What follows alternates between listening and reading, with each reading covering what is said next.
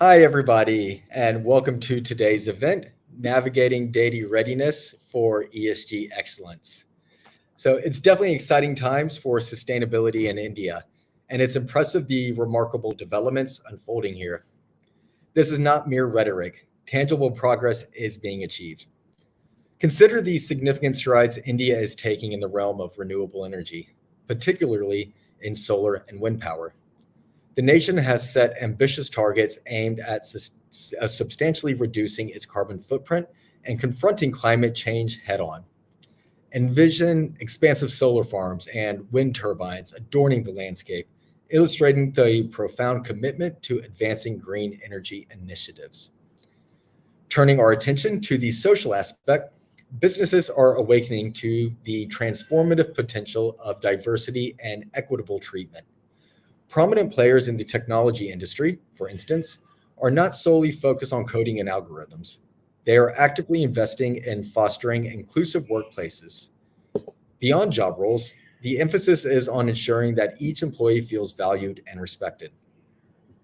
This shift has been observed firsthand by me during my travels to India, visiting GRES partners, investors, and participants.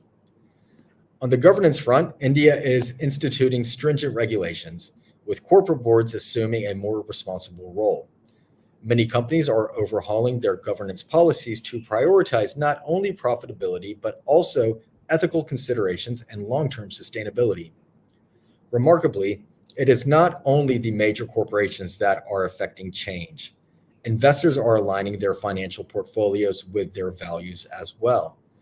The surge in sustainable investments reflects a financial revolution with a distinct environmentally conscious orientation.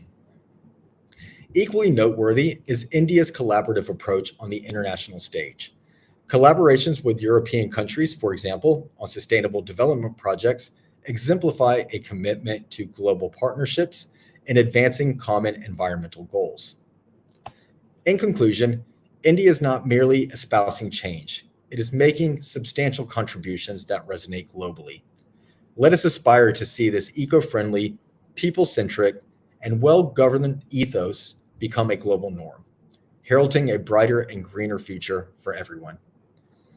Importantly, the significance of robust data collection for ESG reporting cannot be overstated. The availability of accurate and comprehensive data is essential for measuring and evaluating environmental impact, social initiatives, and governance practices. Transparent and reliable data not only facilitates informed decision making for businesses and investors, but also enhances accountability and credibility in the pursuit of sustainable practices. Therefore, the meticulous collection and reporting of ESG data plays a pivotal role in fostering a culture of responsible business practices and contributing to the broader global sustainability agenda. And that is probably the reason that brings so many of you here today. But before we get into that, I will just touch on a little bit about today's speakers, starting with myself. So, as some of you might already know, my name is Trey Archer, and I am the Director of Business Development at GRESP here in Asia. So just a little bit about my personal sustainability journey. I was actually first introduced to ESG during my MBA studies back in 2016, where I took courses on sustainability and CSR. And after discovering this moral desire to be part of this new sustainable world, I decided to get more involved in ESG, and I reorientated my career from asset management to renewable energy, taking on the role of sales director at Information. Later, I dived deeper into the world of ESG and joined GRESP, the world leader in ESG scoring and benchmarking for real assets, by managing the company's expanding presence in the continent. The other two speakers that we have today are coming from our partners, Sage Sustainability. So Dr. Sashi Kad is a distinguished figure in sustainability, serving as the founder and CEO of Sage Sustainability and co-founder and partner of Tech LLP. With a PhD in Earth Sciences and a master's in Environmental Change and Management, she combines academic depth with practical application. Her extensive professional journey spans government, nonprofits, international research, and consulting, focused on sustainability strategy and reporting. Dr. Codd has successfully led ESG initiatives for SAGE's clients with her team that spans various sectors, projects, certifications, ESG due diligence, assessment support, sustainability reporting, and communication. Recognized for her impactful contributions, she has received awards such as the Most Influential Sustainability Leaders of India in 2019 and a Power Woman Award in 2022, showcasing her commitment to environmental stewardship and sustainable development. She is a guest faculty at the Indian Institute of Forest Management, Bhopal. Also from SAGE Sustainability, we have Ms. Abhija Nambiar.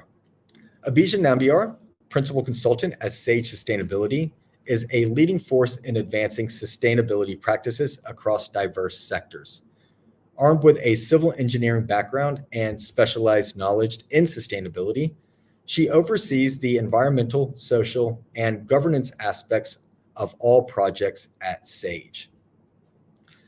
Abhija excels in establishing project baselines, crafting gap reports, conducting capacity building, and guiding organizations in formulating goals and targets with their ESG journey, whether for assessment, certification, or reporting purposes.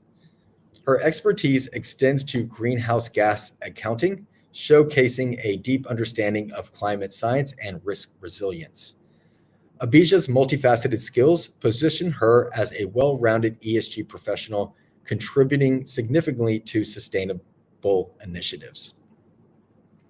So before we get started with today's presentation, I would like to remind everybody that for any questions, please type those in the chat box. And what will happen at the end or with the last 15 minutes of today's presentation, we'll be able to see any questions that you've written and we'll be able to address those at the very end. All right, so let's get started. So the first thing that we're going to do today before analyzing data preparedness is I'm just going to give a brief introduction on GRESB for those of you who may not be quite familiar of who we are and what we do. So basically, the easiest way I can describe GRESB is GRESB is an ESG report card for real estate. And the way that any company gets this report card is really a three-step process. The step one is the validation process. So what would happen here is any real estate company or fund or developer would log into our portal and do or fill out the GRESB assessment by ticking yes, ticking no, uploading supporting data for evidence, etc. After that, what we do at GRESB is we validate all of those answers, and then we give you a score.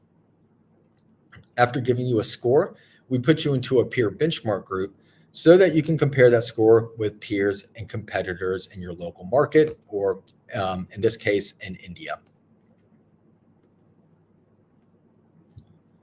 Once you complete the assessment, this is the type of report that you will see. So there's three main scores that you'll see right off the bat. At the bottom left of the triangle where it says participation and score, this would be your total score. Your total score is 1 out of 100, 100 being the highest. And you can see that this company here scored an 80, which is pretty good. At the top point of the triangle, you can see that we have the GRESB rating. And there's a potential to score anywhere between 1 to 5 stars. So the way that you get a star rating is based off of your total score. So if your total score is in the top 20% globally, you'll receive 5 green stars. If you're in the top 40% globally, you'll receive 4 green stars. If you're in the top 60% globally, 3 green stars, etc., etc. Then on the bottom right part of the triangle, you will see your peer comparison group. So the group that we put this company in is titled Asia Diversified Core. And out of the 19 companies that fall into this category, this company had the 12th highest score out of those 19. So that's why they scored 12th out of 19. On this section here, this is how you can see how you do on a local level. So you can see directly how you compare against peers and competitors in your local market. So there is a timeline at GRESB. So the first day that you can start working on your assessment is April 1st of this year. Then Everybody has a 3-month window to complete their assessment, and they need to make sure they submit the assessment by July 1st. After that, October 1st, this is when everybody will receive their final GRESP assessment. So you can see how you've scored and how you performed or ranked in your peer benchmark group. However, just because the first day to start your assessment isn't the first day that you can start preparing for your GRESP assessment. So even though it's January, well, almost February now, we still have many companies that are getting prepared for that April 1st start date. So many companies out there are working with their consultants, such as Sage or other GRESP partners, to be able to start collecting all of that data and getting prepared so that when April 1st comes around the corner, which will be here a lot faster than we might assume, everything will be in order to ensure a smooth reporting process for GRESP. So we look at the 3 types of members at GRESP. We've already talked about 2 of these. The one in the middle is the participants. These are the real estate companies, developers, or REITs. Basically, the companies that are getting rated by GRESP and the ones that are getting a score and being put into a peer benchmark group. On the right, we have our partners such as Sage Sustainability, and these are the companies that help real estate companies or developers or REITs, etc., do their GRESP assessment. So making sure they collect all of their data, everything is in order, and really answering those questions to the best of their ability to ensure that they are getting the highest score possible. Then once the final results come in on October, the partners usually are able to sit down, analyze that GRESP assessment to find areas where that company can make improvements in the following year's GRESP assessment. And last but not least, we have our investor members on the left. So our investor members play a very important part in this whole process as well. So currently we have more than 170 of the world's top investors from around the globe who use GRESP for their ESG due diligence and manager selection. So as you can imagine, every single one of these investors is under a lot of pressure and stress these days to make more sustainable investments, specifically in real estate. And all of them have turned to GRESP to be their go-to tool to help them with their ESG due diligence and manager selection. And that will bring us right into some of the benefits of GRESP. So there are many benefits. A lot are on the environmental, social, and governance side. But I'm going to touch on a few of the ones that may not be so obvious at first, especially to GRESP newcomers. And that would be the financial benefits of GRESP. So there's actually quite a lot of financial benefits to doing GRESP, but I'm just going to focus on a few key ones. And first is the investors, what we were just talking about. So if we look at this diagram here, this is really how the entire GRESP ecosystem works. So if we have the investors at the top, the way that they use GRESP is to get more transparency into the sustainability impacts of their investments, or i.e. the participants. Then at the bottom, we have the participants, i.e. the real estate companies. They use GRESP to not only get an ESG score, so that they can improve that score year after year, but also to compare that score with peers and competitors in their market to see how they're doing on a local level. Then from a business development point of view, if we have the investors at the top, especially since many of our investors, actually 30% of GRESP investors will only make investments with companies that are doing GRESP. A lot of the times what they'll do, the first thing they'll do when they're looking to make new investments into a region is to go into the GRESP portal and find all of the different real estate companies who are already doing GRESP in that particular country. From there, they can click a button to view your GRESP assessment. And then after viewing all the different sustainability data that you've uploaded to GRESP and evaluating your GRESP assessment, they can see that you're a good sustainable company and one that they could potentially invest with. And then from there, they can click another button to connect directly with you. And that's how new deals are born on the GRESP portal. So how exactly do, if we look at, apart from the investors from an equity point of view, we're also seeing more and more banks use GRESP in the form of issuing sustainability linked loans, or SLLs. So for those who don't know, a sustainability linked loan is basically a discounted loan for reaching green KPIs. And GRESB has become one of those KPIs as really a non-biased international framework for banks to make their evaluations off of. So there's just a few examples that I've taken from some of the many SLLs that banks have issued to companies using GRESB. But the first one is Keppel Land and DPS as just a quick case study. So Keppel Land secured a 5-year, 150 million Singapore dollar sustainability linked loan from DBS based on their 5-star rating in GRESB.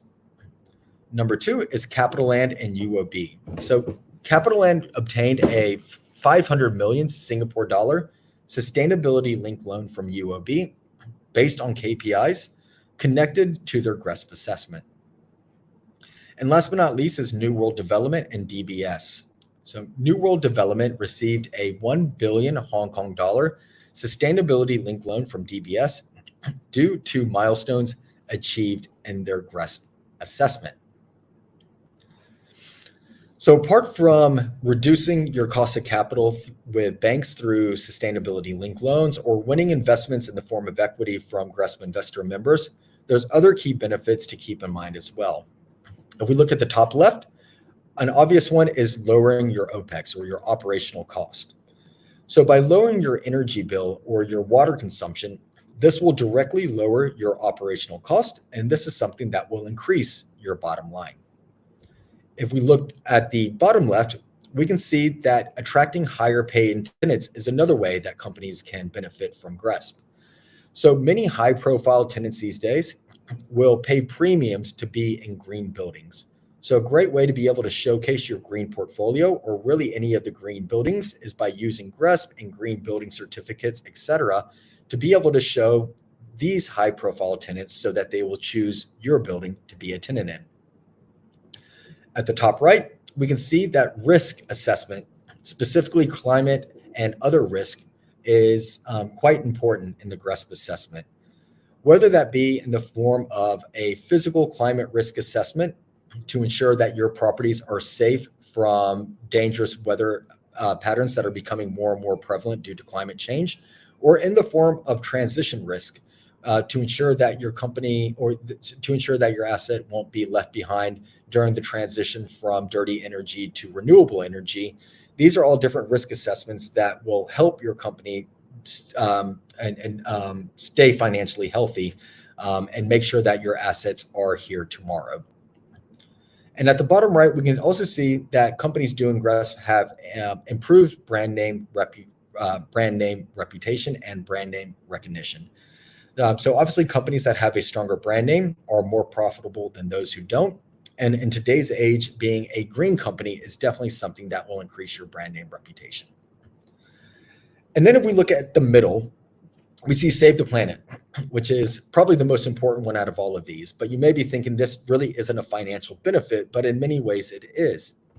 But for me, this is really one of the beauties about GRESB and ESG in general, is that ESG is profitable when done correctly.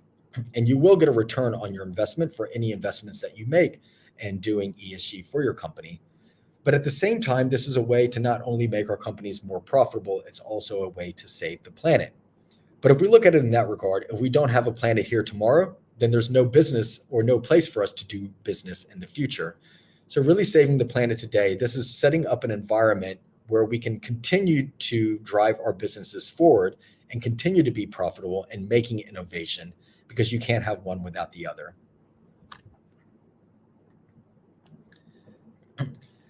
And now we will look on the data side. So really analyzing data preparedness and the GRESB assessment.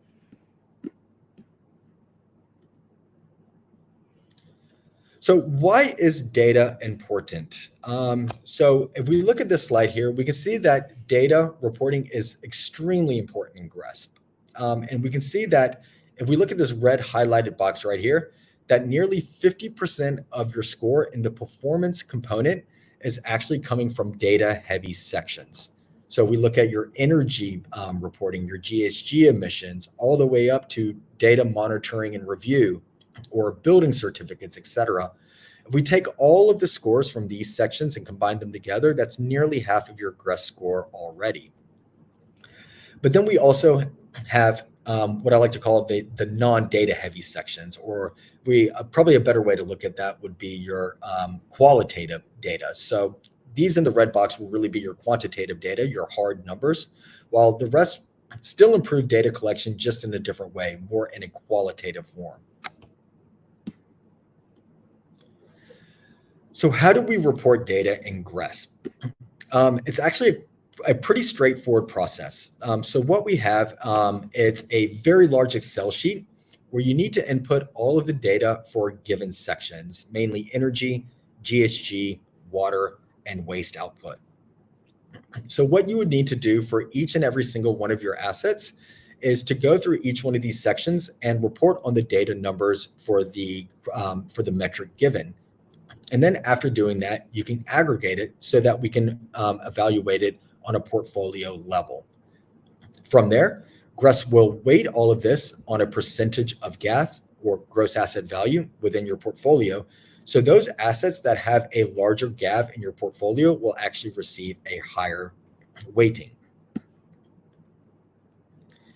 If we look at the next slide, a question that gets asked a lot is really, how is data scored? So this is quite complicated. So if you would like more details on the exact scoring methodology, feel free to reach out to me or Dr. Kad or Abija at Sage, and we can provide more documents on GRESB's scoring methodology. But there's just a few things to keep in mind. One of the ways that your data is scored at GRESB is pure data coverage. So how much data do you actually have on one of these given metrics? Do you only have 50% of your data coverage? Do you have 100%, or do you have 0? All of this will go into generating a score for this particular section. Another part in the data section is what we call like for like. And this would be comparing a previous year's metrics to this current year's metric. So for example, were you able to reduce your energy bill by 10% from last year to this year? If so, that's something that's going to give you points in GRESB. Same with water or waste or GHG emissions. We're all looking at these on a like-for-like comparison to make sure that companies are making improvements year on year. Another one is comparison to other similar assets as well. So if we look at a warehouse, for example, one that doesn't necessarily house tenants, or maybe doesn't have as much water consumption as an office building, it would be really hard to compare those and grade those, since they are two completely different types of assets. So when we are looking to do these types of evaluations, some sections we will have a comparison where we're able to compare different metrics across the average of other asset classes in a given geographical region to make sure that those types of assets are being scored properly in the category that they belong in. If we look at this slide here, we can see an analysis of data coverage in India. So actually data coverage in India, it's pretty good. So we can see that in terms of energy data coverage, Indian companies are scoring 96.3% in the amount of data coverage that they have for energy. For GHG emissions, it's a 95.7%. For water, and 97.1%. And for waste, it's a 94.6%. So again, all of these are pretty good and very close to 100% data coverage.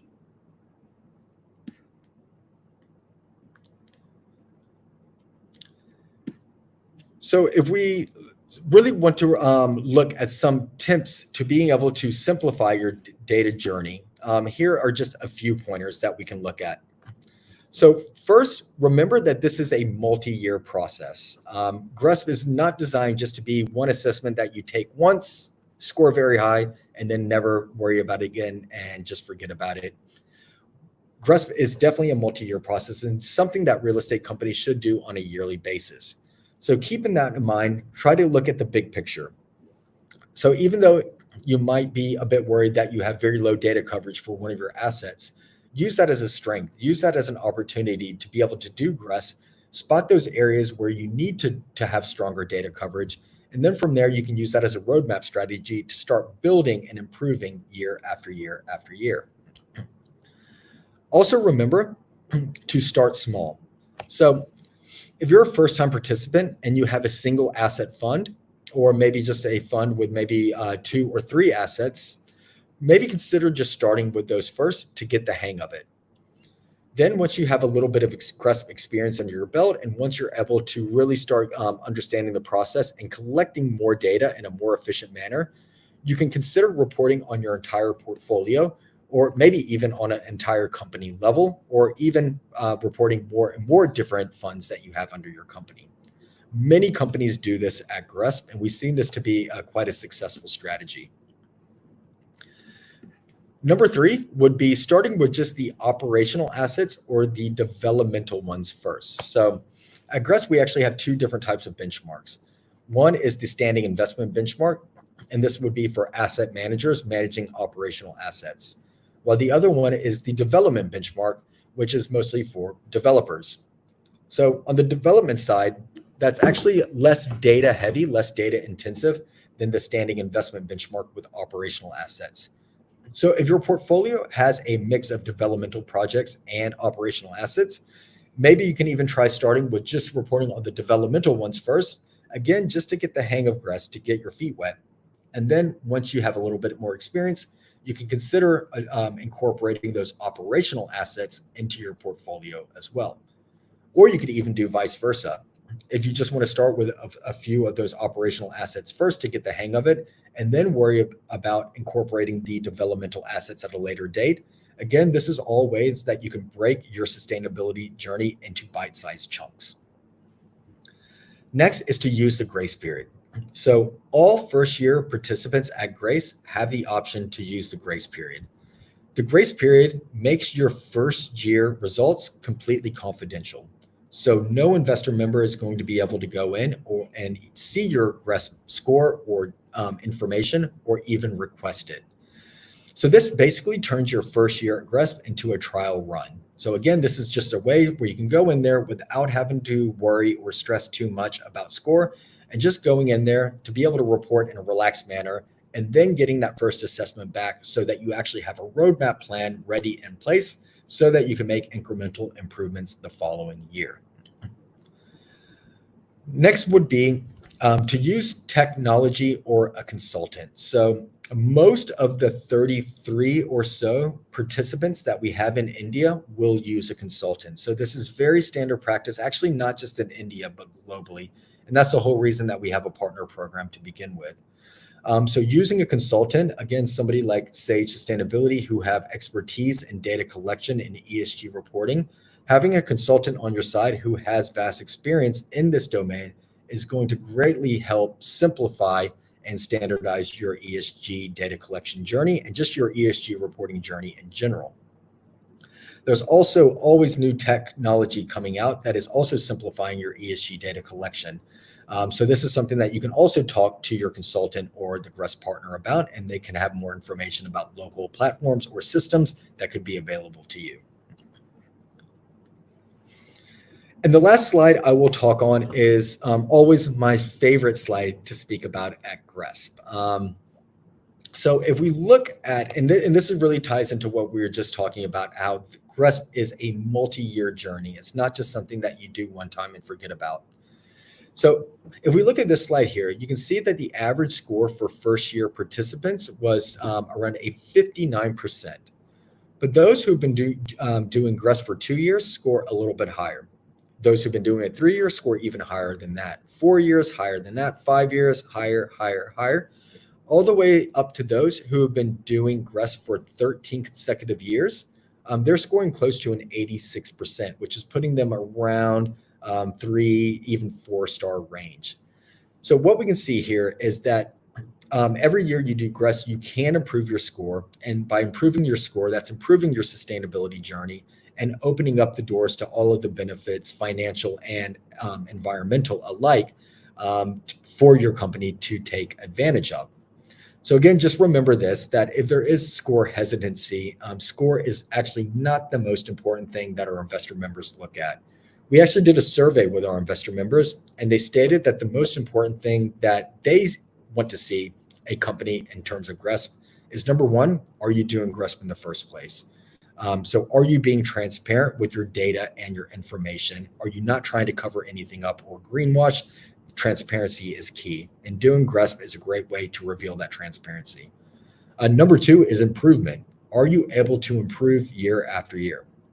So even if you in your year one you score not so high, but you're able to show these investors that you're making incremental improvements year after year, this is something that will resonate with them, and it's something that is highly valued by our investor members. Okay, so that is it from me. So what we're going to do now is pass the microphone over to our experts at Sage Sustainability to talk a little bit more about their experience within data reporting, specifically for those companies in the Indian real estate market. So Dr. Sashi Kad, over to you. Thank you, Trey, for distilling out a lot of key pointers towards how to approach GRESP assessment, as well as about how to approach or strategize about the data. Thank you. Thank you, GRESP, for being a partner and hosting the webinar together. We welcome once again everyone who's attending the webinar. And I'll briefly introduce Sage Sustainability before we dwell on data experiences. So we are a consulting firm based out of Bangalore, and we focused on impact. Therefore, we are also a certified B Corp. And our commitment is to catalyze, facilitate, and enable organizations to initiate or accelerate their sustainability journey. So our footprint is pan-India, also beyond India, across sectors, automotive, manufacturing, textiles, services, power, and also real estate sector. And we have developed and delivered successful strategic advisory for our clients. Consultation for us often means close collaboration, co-creation, and where we get involved with the nitty-gritty of shaping the organization's sustainability journey very closely. In continuation with what Trey explained from Sage Sustainability's on-the-ground experience working with all sectors, especially real estate, my colleague Abija will talk about some of the key challenges and barriers we see the industry faces when they kickstart the journey. So for those of you who have recently traversed that journey, you have experienced this, maybe something else as well. And for those who are going to start the journey, it'll be a great insight into what we have experienced over the years. Over to you, Abhija. Thank you, Dr. Shashi, and a very warm welcome to all the participants. So I would like to start by emphasizing the need for data by saying you can't manage what you don't measure. So data in the ESG journey is the backbone. Incomplete and inconsistent or inaccurate data often leads to reputational damage or legal liability and financial losses. It is when you have accurate and relevant data that you bring out that the investors or any other stakeholder is able to make a well-informed decision about the performance of the company. As in any other sector, data is instrumental in shaping resilient businesses that caters to the evolving needs of the society.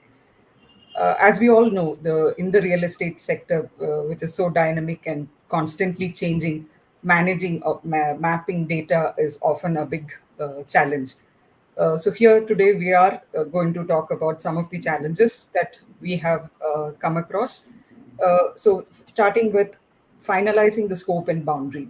Often the real estate developers have multiple projects that are going on, which are at varied stages, and there are often two questions that come to the real estate developer as to in choosing the scope and boundary.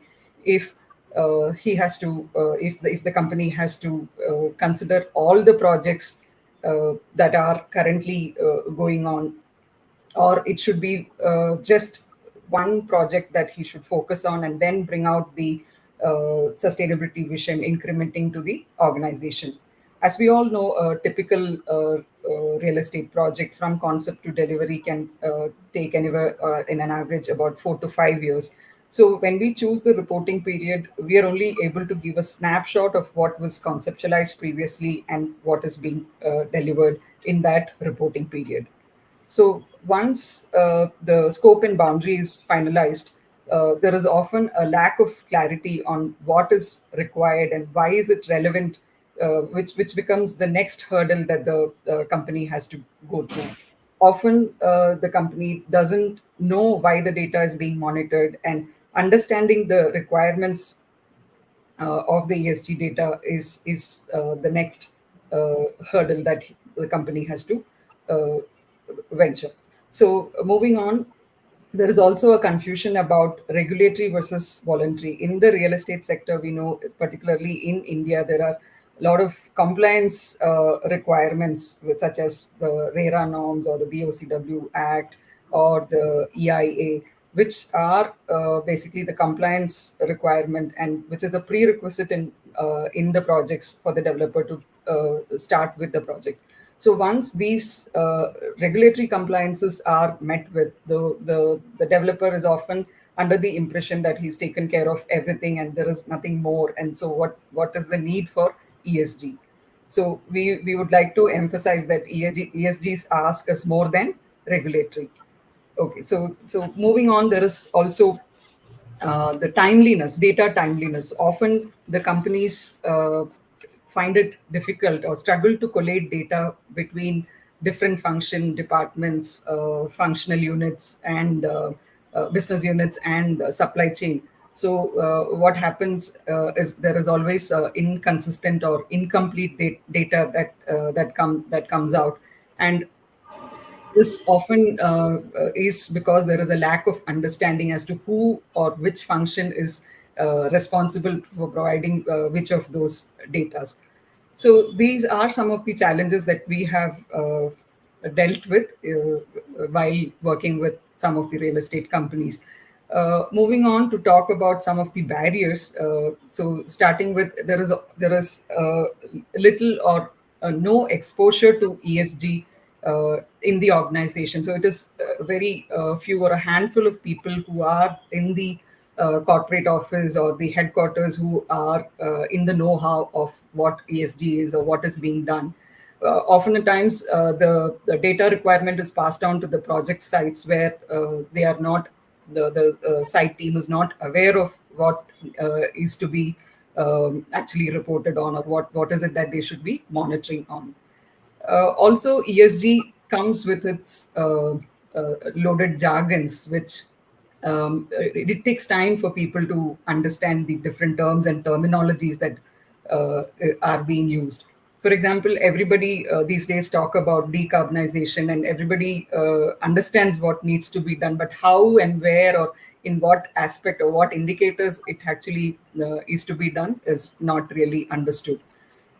Often the data mapping is a part of your the day-to-day activities that somebody is doing, and it becomes very overwhelming and intimidating for the resource to actually concentrate on his day-to-day job and then having to look for the data requirements. As we have seen, there is many a times there is no specific resource allocated for somebody who has to be mapping or monitoring the data requirement. So, if we are able to overcome these above mentioned challenges and barriers, does that mean that data is that we need to pursue our ESG journey? Of course, data is important, and that is why we are having this talk today.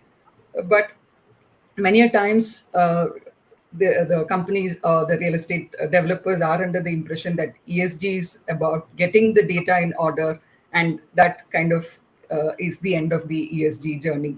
So here we have discussed some of the challenges and barriers. So I would like to call upon Dr. Shashi to give her insights in terms of how to overcome these challenges and barriers. Over to you, Dr. Shashi. Thank you, Abhija.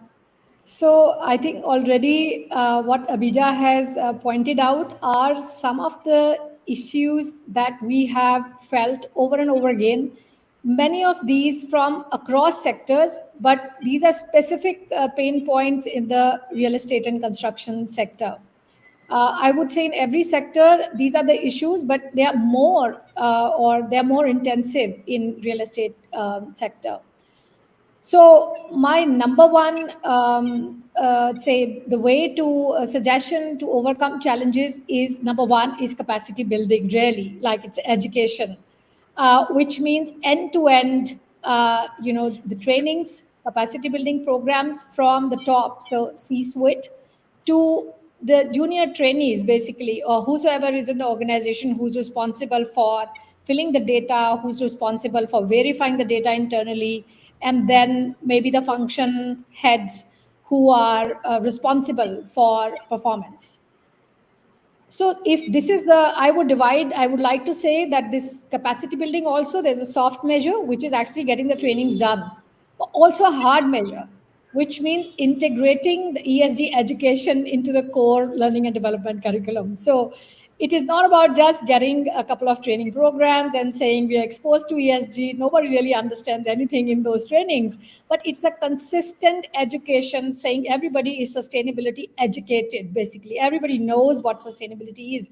Remember, it's our children who are going to schools. For those of you who have children and who are my age, we all know that the children are learning sustainability at school. But when we were taught, maybe we had some more basic common sense about sustainability, but we weren't really taught what it means in today's world, where definitely the waste has increased. We learned about climate change and all the other social and environmental problems now. So we all need education. Second, Abhija talked about understanding regulatory and ESG relationships. Often we have come across this, as she has mentioned. A lot of people think we are doing regulation, so why ESG? And it's a fair enough question, actually speaking. Regulation should be enough, but we all have to ask, is it? We know that mostly regulation is lagging behind the real, the ecosystem in the real life is far ahead of regulation usually. And this is about taking responsibility towards transforming. It's not about, regulation is about you're responsible to the government for whatever the government is asking you. However, now it's shift of responsibility. It is transformative tool for refining your business model and strategy, the one that has least number of negative impacts or externalities. So mindset shift, I think, is a soft measure. The hard measure is again having a framework which has both regulation and your ESG strategy, which is progressive forward thinking, integrated into the core business strategy and aligning them with long-term sustainability goals. So that's the second resolution of the regulatory versus ESG relationship. The third about what Abhija said, lack of clarity, etc. in the data, we again think the governance is the main thing. So if we haven't decided on the governance of the data beforehand, what we see when the companies start, and oftentimes it is a lot of time basically spent on correcting the data sets again and again because of lack of governance.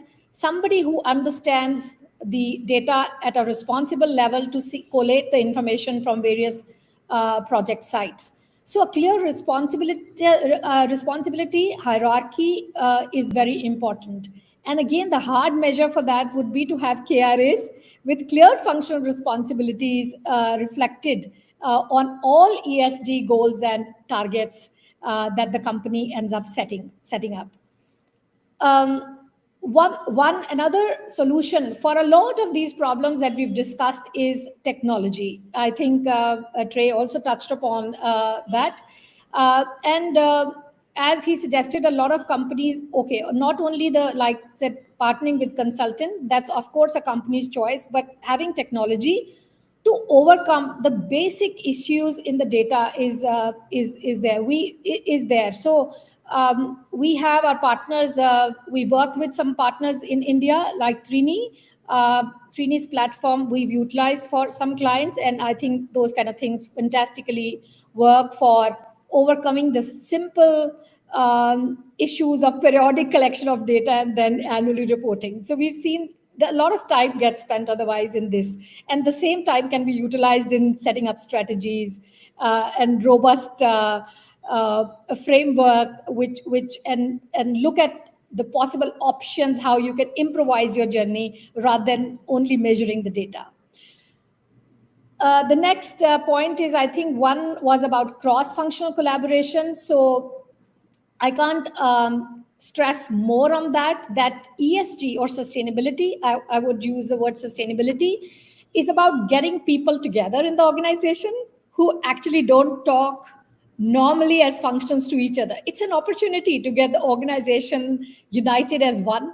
And this interconnectedness of ESG indicators, as we would see many times, I'll take an example. For example, you are wanting to, very basic example, you're wanting to reduce paper in your mandate to reduce paper. So, each function is going to do something to reduce that paper. And maybe an IT solution provider is going to take it up. So you need a lot of collaboration in and coming together in saying, oh, together we're going to achieve this, say, indicator, for example, to reduce the demand for paper or shift procurement towards recycled paper or any other sustainable choice. So hard measure would be to have regular interaction of cross-functional teams around ESG and make sure that they attend the meetings. And I know that so many times we've seen senior leaders are very busy and they're not able to attend those meetings where I think if they attend, they will be able to give a direction very quickly. Another major area is establishing a baseline, which I think everybody does. It's a very common thing to have a baseline from the previous year or this year. Yeah. I think I'm getting a cue that I should wind it up. So I'll just very quickly, in the interest of time, say baseline should be really accommodated in a way that the resources are assigned to that so that it is robust, because often a poor baseline ends up in getting very poor insights into how your journey will move ahead. I think, is data enough? I think Trey has answered that, so I'll just pause here for the quick Q&A session. Thank you.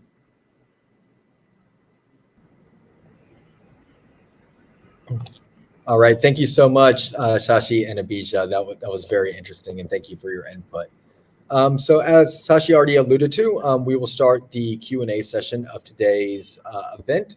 So we have about just over 10 minutes where we can address some of the questions. So remember, if you do have any questions, feel free to write those in the chat box and we'll be able to get to those.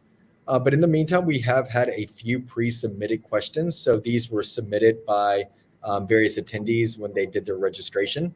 So we're going to go ahead and start with those to kick things off.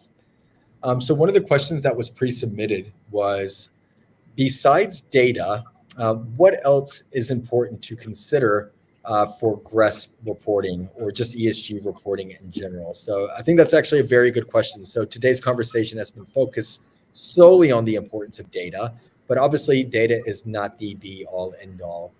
So I'll pass this one over to our experts at Sage. So Shashi and Abhija, do you want to address this one? Yeah, sure. So I think the first is the sustainability principles in the organization, the vision and mission of the organization aligned to those principles, the approach towards ESG, the qualitative, the narrative actually of ESG, what's the sustainability story of the organization. Most important is setting up the future projections, goals and targets, which is very important. And stakeholder engagement is a big one, because without having consultations with stakeholders as to what the goals and targets may be the right ones, which gel with the understanding of the entire stakeholder groups, it is going to be a one-sided journey. Risk management is another area which I think when we start measuring the data, these are again taken in silos. I think risk is a very, very risk of any kind, actually, organizational, ESG, climate risk, all risks have to be factored in before just, maybe rushing for data, or I would say alongside data. Yeah, that's what I would like to suggest. Yeah, that's very true. So, and some of those are also, I mean, stakeholder engagement and risk assessments. I mean, these are all things that are scored in GRESP as well. So again, yeah, that can also be tied into, I mean, there are some sections that are very heavy on the data reporting side, but there's also more kind of qualitative or kind of more nuanced types of different reporting that are also important in your sustainability journey. So yeah, thank you for shedding light on that, Sashi. Another question that we got is asking you about, very, very frankly, how many Indian companies do GRESP and how do they perform? So I'm not surprised we got this. This question is always asked. So currently we have around 32 companies in GRESP or from India that have done GRESP as of 2023. So unfortunately, I can't really say who's receiving what score. So all of this is confidential. So we at GRESP, we're not allowed to share your data with anybody else. The only companies that would actually be able to see your GRESP assessment are our investor members that we spoke about. So if you're a listed company, any one of these investors would be able to go in and see your GRESP assessment. But if you're a non-listed company, the investors actually have to request to see your assessment first, which gives you a bit of an extra layer of confidentiality when doing your GRESP reporting. So unfortunately, I can't say exactly who's scoring what, but what I can say is that it's really a mixed bag when it comes to India. So you have some very good companies that are scoring 5-star and are really global sector leaders. I know Lodha and Godrej, for example, have been publicly announced as global sector leaders. So they're really at the top of their category globally. But then you also have some other companies that are just starting their sustainability journey. And even though they're not getting that 5-star rating, they're making great strides and they're improving year after year. And again, as mentioned, this is actually just as important or even more important than just going in there and just having a 5-star rating from the bat. So I think when kind of the moral of the story, there's many different paths in your sustainability journey, and every company is going to be different. So it's really understanding who your company is, what you're trying to achieve, talking with your stakeholders, and then from there, figuring out how do you want to go about this and how do you want to improve. That's really one of the most important things to consider. So we do have a few questions coming in. I'll take a break from some of the pre-submitted questions and I'll try to touch on these as well for the sake of time. So one of the questions is, I feel the evaluation of green building portfolio should be relooked as certified versus developed in a particular year may not be the right way of doing, as the final certification would happen once the project is completed. So actually, we have changed the rules a bit on how we evaluate green building certificate evaluation and the GRESP assessment starting this year. So we are putting a time frame with that. So what we've seen, if a company has a green building certificate from one of their assets from 10 years ago, well, ESG has changed and evolved a lot within those 10 years. So the type of green building certificates that you've gotten many years ago may not be so relevant as the ones to an asset that got a green building certificate this year or last year. So we've actually altered the scoring methodology on how do we do that. So those that have gotten a green building certificate within the past 3 years will be receiving 100% of the points. But those who have had green building certificates for longer periods may not receive as high points as those who have gotten them recently.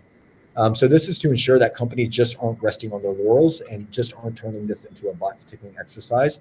They're actually going out there and are actively, constantly trying to improve some of the different frameworks or different green building certificates that they're following to always stay sure that they're staying on top of the latest within the sustainability development.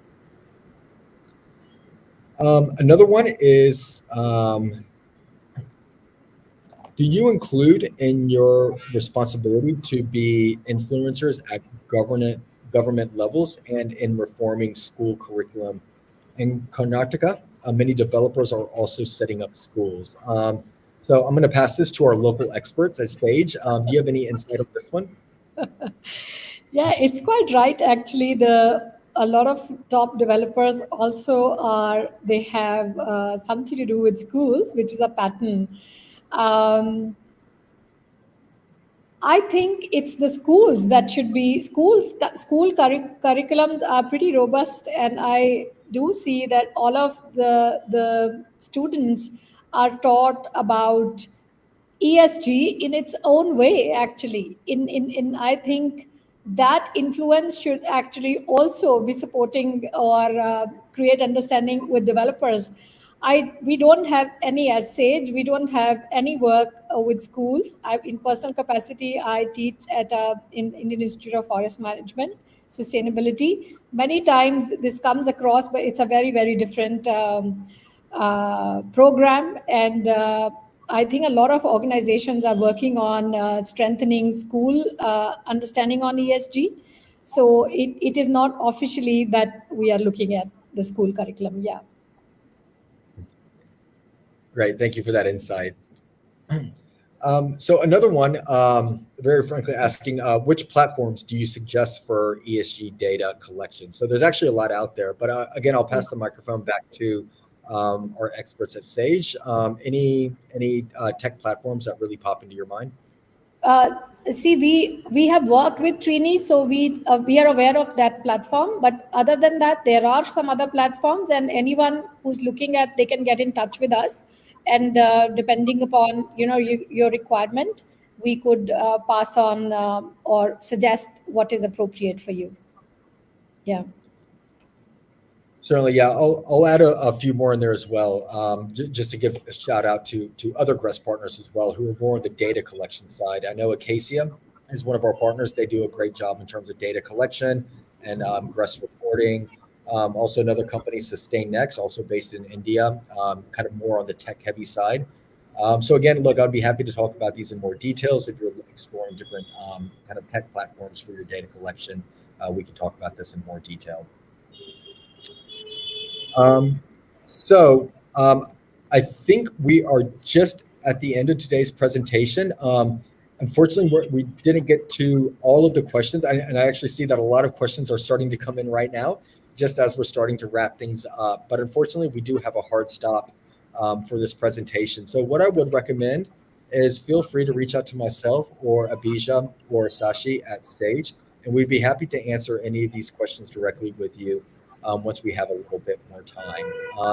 But that being said, I do think that that is the end of today's presentation. So don't be a stranger. Feel free to reach out.